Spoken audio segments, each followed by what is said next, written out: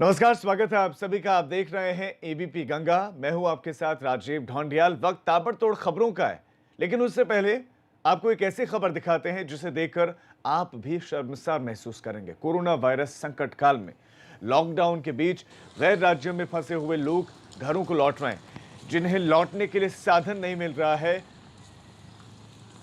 वो परेशान है, जिन्हें लौटने के लिए साधन मिल गया है वो खुशनसीब है।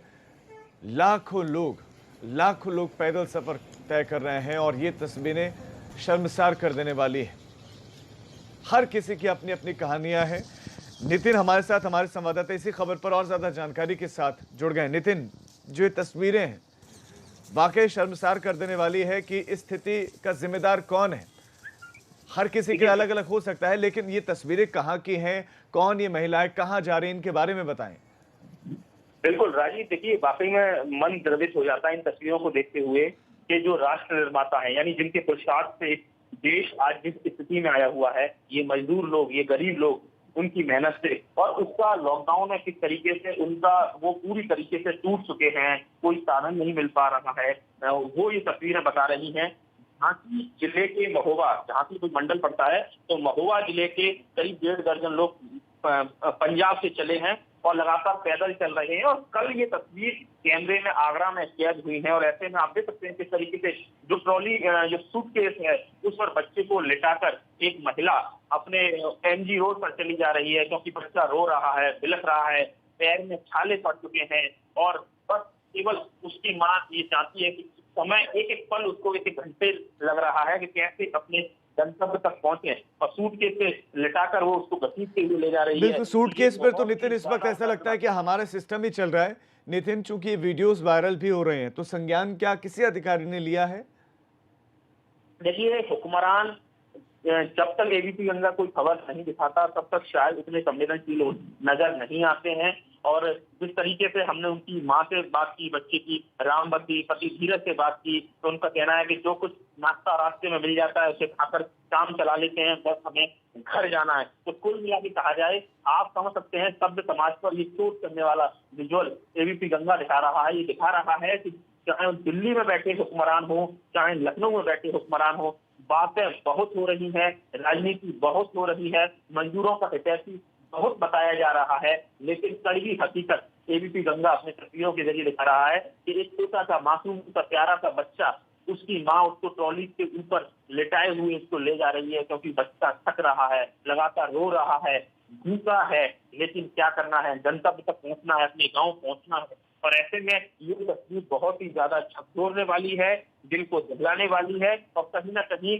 हर एक सभ्य व्यक्ति को जो ये कह रहा हो कि सरकार के स्तर पर जो प्रयास किए जा रहे हैं वो नाकाफी है, उस बात की पूरी तरह से तस्दीक कर रहा है।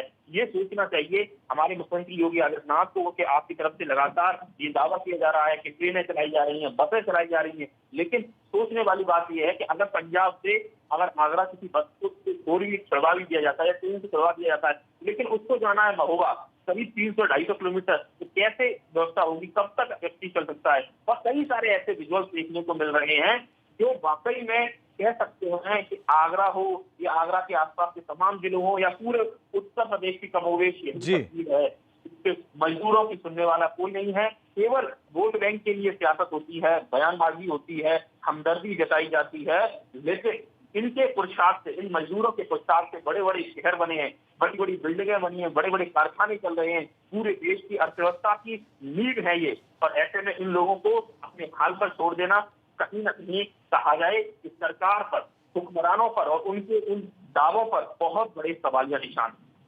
बिल्कुल नितिन, आपका इस तमाम जानकारी के लिए धन्यवाद। तो वफाएं दिखाई जाती हैं इन मजदूरों के प्रति, कस्में वादे खाए जाते हैं, लेकिन ये सब बातें हैं और इन बातों का क्या करना। अब स्थिति बहुत ख़राब है, व्यवस्था पूरी तरह से व्यवस्थित नज़र नहीं आता। कोई भी कदम उठाया जाता है, ख़ासतौर पर ट्रेन चलाने का या श्रमिक एक्सप्रेस चलाने का जो व्यवस्था थी वो अव्यवस्थित नज़र आ रही है। ट्रेन चलाई जा रही है, आधे अधूरे रास्तों में लोगों को छोड़ा जा रहा है, उसके बाद वो पैदल जाने को मजबूर हो जाते हैं। या तो आप लेकर ही ना चाहें, वो शुरुआत से अपना सफ़र पैदल ही तय करें, या आप अगर छुड़वा रहे हैं तो कम से कम घरों तक छुड़वाएं। बहुत सारे लोग, बड़ी आबादी अब भी ऐसी है, अभी तो चंद लोगों को ही छोड़ा जा सका है, बड़ी आबादी ऐसी है जो पैदल अब सड़कों पर उतर आई है। और ये लॉकडाउन चौथा, लागू होने वाला है जल्दी से, उस तीसरा चरण खत्म होने की कगार पर है, तब जाकर ये हालत है। अभी तक व्यवस्था नहीं बना पाई है सरकारें।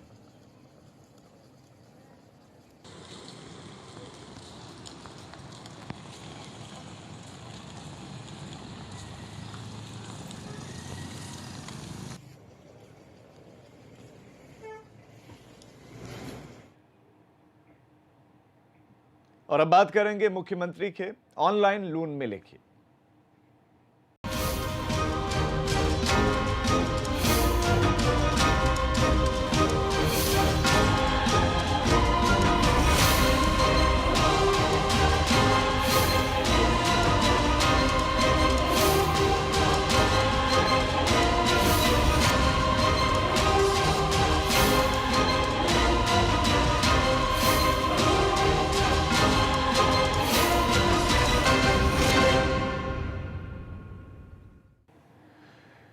मुख्यमंत्री योगी आदित्यनाथ ने ऑनलाइन लोन मेले की शुरुआत कर दी है। साथ ही कार्यक्रम में कुछ उद्यमियों को लोन के चेक भी बांटे गए हैं। आपको ये बता दें कि लॉकडाउन में पटरी से उतरी व्यवस्था, जो आर्थिक व्यवस्था है, उसको वापस पटरी पर लाने के लिए प्रधानमंत्री मोदी ने 20 लाख करोड़ के आर्थिक पैकेज का ऐलान किया है। इसमें से एक बड़ा हिस्सा स्मॉल और मीडियम उद्योग के लिए रखा गया है, जिसके बारे में वित्त मंत्री निर्मला सीतारमण अपनी प्रेस कॉन्फ्रेंस में विस्तार के साथ बता चुकी हैं कि एमएसएमई की बात करें तो यूपी सबसे ज्यादा एमएसएमई यूनिट वाला राज्य है। यहां पर करीब 3 करोड़ लोग प्रत्यक्ष या अप्रत्यक्ष रूप से इससे जुड़े हुए हैं, रोजगार प्राप्त करते हैं। और आज से लोन मेले की शुरुआत भी हो गई है और लोन मेले का मकसद यही है कि खाली हाथों में पैसा हो, लिक्विडिटी बढ़े और उद्यमी जो लॉकडाउन के दरमियान बहुत बुरी स्थिति में पहुंच गए हैं, वो एक बार फिर से पटरी पर लौट सकें, सर्वाइव कर सकें। और न सिर्फ सर्वाइव करें बल्कि प्रदेश की अर्थव्यवस्था को दौड़ाने में महत्वपूर्ण योगदान दें, उसका पहिया बने। क्योंकि 1 ट्रिलियन इकोनॉमी का लक्ष्य है मुख्यमंत्री योगी आदित्यनाथ का, उत्तर प्रदेश की अर्थव्यवस्था को 1 ट्रिलियन बनाने का लक्ष्य, ताकि देश का जो लक्ष्य 5 ट्रिलियन का है वो पूरा हो सके। और खास मेहमान भी इस वक्त हमारे साथ जुड़ गए हैं। मकबूल हसन जी जुड़ गए हैं, बुनकर हैं, वाराणसी से हमारे साथ जुड़े हैं। मकबूल हसन जी, लोन मेले की शुरुआत हो गई है। पहले तो प्रधानमंत्री ने जो ऐलान किया है 20 लाख करोड़ का जो पैकेज जारी किया है, इस पैकेज को लेकर उसके बाद अब लोन मेले की शुरुआत भी हो गई। अब लोन मिलना भी लोगों को आज से शुरू हो गया, चेक भी बांट दिए गए हैं। इस पर आपकी पहली प्रतिक्रिया, आप कितनी आशा भरी निगाहों से देख रहे हैं इन फैसलों को?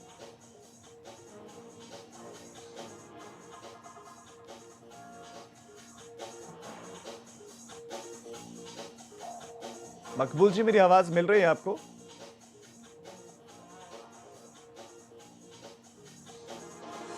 तो एमएसएमई उद्यमियों को ये लोन दिया जाएगा। आज कुछ उद्यमियों को लोन दे भी दिया गया है। ऑनलाइन लोन मेले की शुरुआत कर दी है और ऑनलाइन ये डिजिटल प्लेटफॉर्म पर है। एमएसएमई जो कि एक बहुत बड़ा है, उत्तर प्रदेश सबसे ज़्यादा यूनिट्स हैं और करोड़ों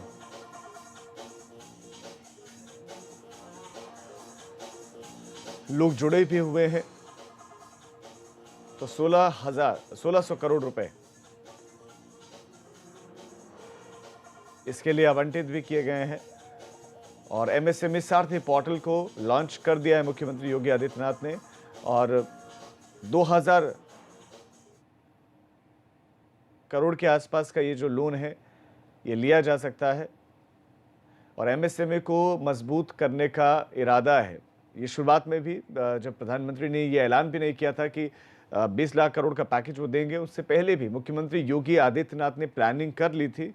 एमएसएमई सेक्टर को और मजबूत करने के लिए बाकायदा समिति बनाई गई थी, मीटिंग इसको लेकर हुई और क्या रियायतें वो देंगे, सिंगल विंडो सिस्टम करेंगे, इस तरीके की जो रियायतें हैं वो शुरू की गई कि दबाव नहीं बनेगा डॉक्यूमेंट्स के लिए, ख़ासतौर पर किसी तरह का दबाव नहीं डाला जाएगा लोगों पर।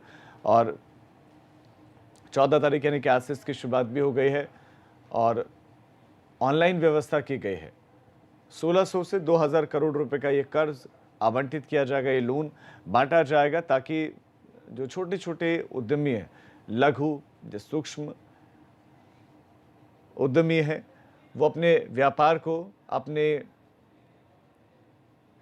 बिजनेस को आगे बढ़ा सकें, जो लॉकडाउन के दरमियान ठप पड़ा हुआ था।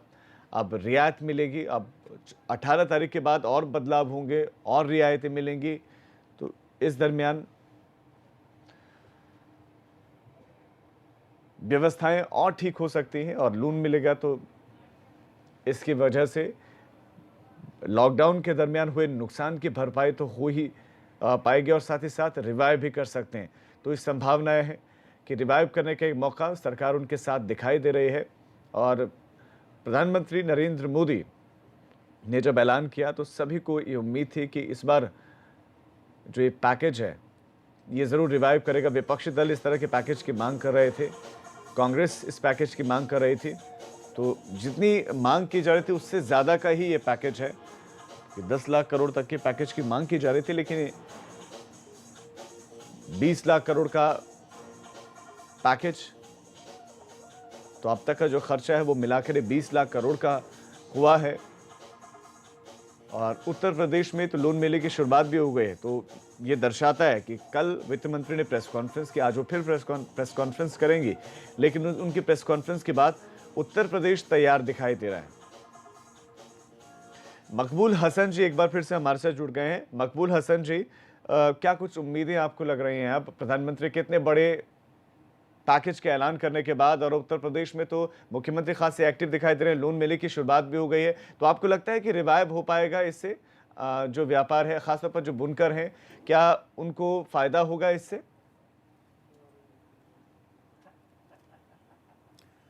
देखिए, ये जो ऐलान किया गया है मैं उसका स्वागत करता हूँ, लेकिन बुनकर जो तबका है इसको जब तक आप डायरेक्ट इसको फ़ायदा नहीं पहुँचाएंगे, इसको कोई फ़ायदा नहीं पहुँचेगा। जो बुनकर खड्डी पे काम करता है वो बैंकों से कहाँ लोन लेने जाएगा? आपने लोन की सुविधा की है, मेरा ये कहना है कि बुनकर को डायरेक्ट आप सुविधा पहुँचाइए, तभी बुनकर इससे लाभान्वित होगा और उसका काम आगे बढ़ पाएगा। लेकिन मकबूल जी, डायरेक्ट आप चाहते हैं कि सरकार खातों में डाले, तो बैंक की जो प्रक्रिया होती है, इस प्रक्रिया से आपको किस तरह का एतराज़ है? इस प्रक्रिया से क्या क्या समस्याएं हैं? नहीं, मुझे इससे कोई एतराज़ नहीं है, लेकिन आप जब तक कि वो बैंक उसको लोन देने के लिए तैयार नहीं होगा, बैंक ये कहेगा, उसका बेस देखेगा कि आपके पास रिटर्निंग पावर कितना है कि आप कहाँ से इसको देंगे, इसलिए बैंक उसको लोन नहीं देता है। तो जब उसको बैंक लोन नहीं देगा तो वो काम कैसे करेगा? आप उसकी सुविधा बनाइए, सरकार से कहिए कि उसको विशेष तौर से उसको आइडेंटिफाई करें कि हाँ साहब, बुनकर जो भी आता है उसको लोन दिया जाए काम करने के लिए।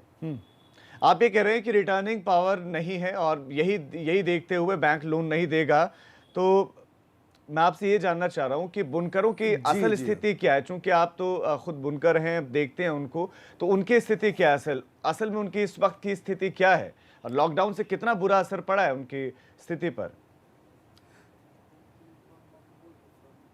देखिए, लॉकडाउन से ये बुनकर जो है ये करीब करीब दिहाड़ी मजदूर जैसा है। ये इसका हिसाब एक हफ्ते में होता है। ये एक हफ्ते में जितना भी काम करता है उसको उसकी मजदूरी मिल जाती है, फिर वो एक हफ्ते तक उसको चलाता है। जब आप 50 दिन और 55 दिन आपने लॉकडाउन कर दिया, उसका काम ख़त्म हो गया, उसको काम नहीं मिल रहा है, उसकी आमदनी रुक गई, तो उसके पास शक्ति एक हफ्ते की होती है चलाने की, और ये 50 दिन वो कैसे चलाएगा? आप अच्छी तरह से समझ सकते हैं कि वो किस हाल में है। वो एकदम भुखमरी के कगार पे है और वो लोगों से पैसा मांगने के और भीख मांगने की कगार पे पहुंच चुका है। ऐसी स्थिति में उसका जो कार्य है, काम है, उसका कोई मतलब और महत्व तो नहीं रह गया। जबकि वो आर्टिज़न है, बुनकर जो है लेबर नहीं है, आर्टिज़न है, और आर्टिज़न को काम ही नहीं मिल रहा है तो वो क्या कर सकता है? जी, मकबूल हसन जी, आपका एबीपी गंगा के साथ जुड़ने के लिए बहुत बहुत शुक्रिया। तो लोन नहीं चाहिए, क्योंकि लोन देने में बैंक तरह तरह के आनाकानी करेंगे। हालांकि रिलैक्सेशन की बात ज़रूर कही गई, लेकिन बुनकरों का ये मानना है, उनका ये कहना है कि उनको अगर डायरेक्ट मदद दी जाए, डायरेक्ट उनको पैसा दिया जाए, तो ये उनके लिए फ़ायदेमंद है, अन्यथा ये इनके लिए स्थितियाँ पहले जैसी हैं, स्थितियों में कोई बदलाव नहीं आएगा। एक छोटे से ब्रेक के लिए हम रुकेंगे, ब्रेक से लौटेंगे तो उस पार आपको दिखाएंगे खबरें ताबड़तोड़।